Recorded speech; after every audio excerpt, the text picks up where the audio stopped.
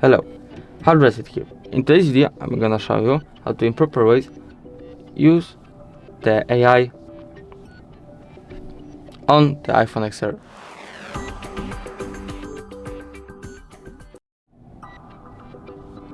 So, I'm gonna show you on the example of the most common and free AI, one of the best, ChatGPT from OpenAI.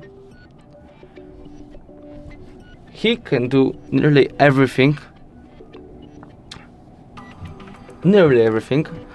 but I think that's the better Google, just a better Google, because he helps you with nearly everything, like I said, and have answers for nearly every questions.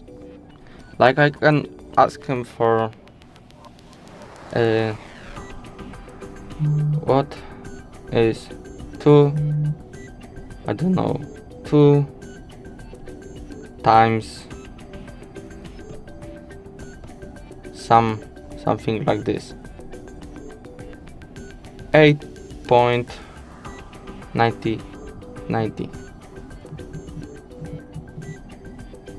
See, he can do math, he can do nearly everything.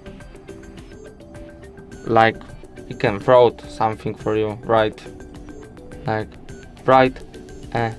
essay or letter.